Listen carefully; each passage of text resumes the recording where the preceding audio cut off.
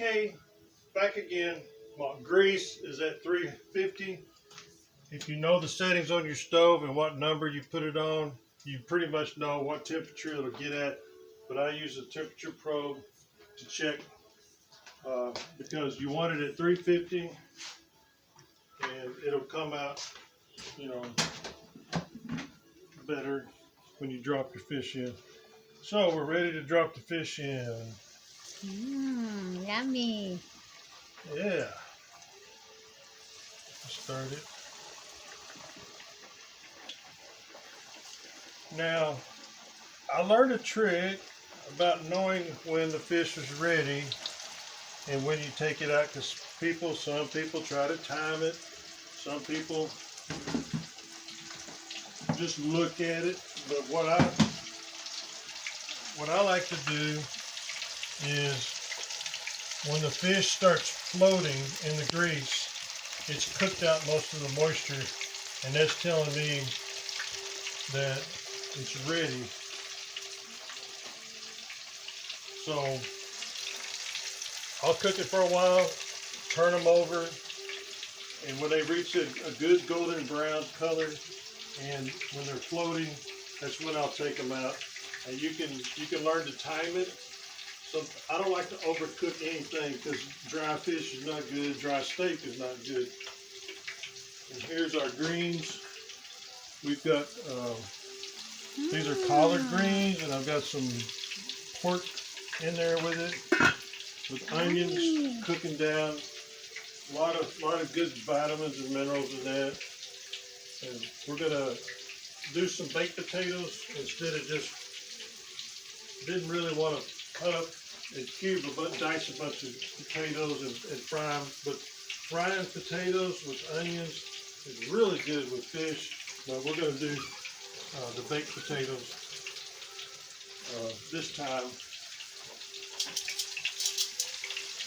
So that's some hot grease. I'm going to turn some of these over because it looks like they're screaming to be turned over, and it's got a little bit of a golden brown in them. And if your grease is deep enough, you can see how they start to get kind of buoyant. And they're not sinking down into the grease. That's telling you they're getting ready to come out already.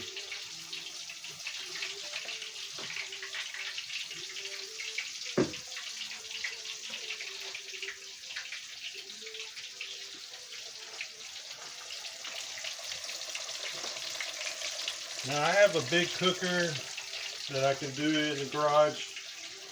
It doesn't really bother me cooking in the house, but some people don't want their house smelling, so you can always cook outside in the garage with the door up. This doesn't really stink the house up that much.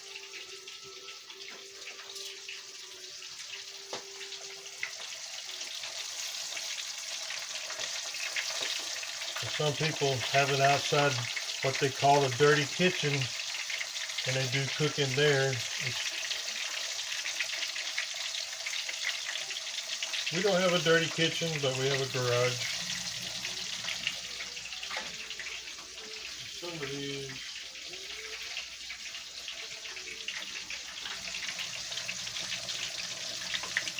Want to make sure you cook them enough. There's nothing worse than biting into an uncooked piece of fish, you know.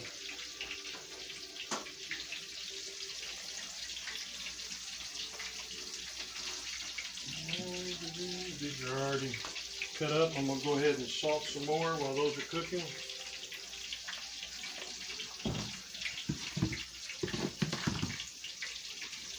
These are some pretty big pieces, of course. The smaller you cut them, the quicker they're going to cook. I wanted some big pieces. This is about the average size that I like to cut them at. These smaller pieces like this, the tail section, is not going to take that long to cook because it's real thin. So watch your pieces. The fat pieces are naturally going to take longer. Like I said, you don't have the salt.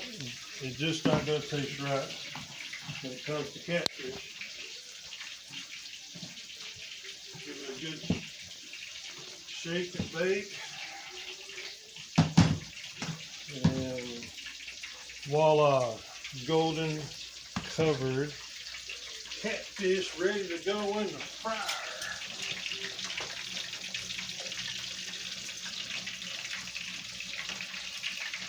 I think that one there is kind of floating around. I think that one's done. And what we do, we just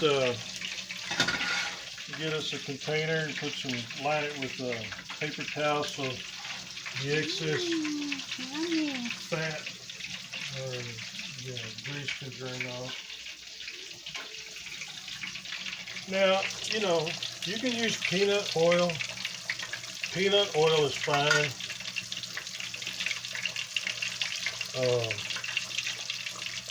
Olive oil, I wouldn't necessarily use olive oil if you're cooking catfish. One, it's real expensive. Two, it just goes better in salads and other things. But peanut oil is fine. Don't get the Crisco stuff mixed up with authentic lard. Crisco is not real lard.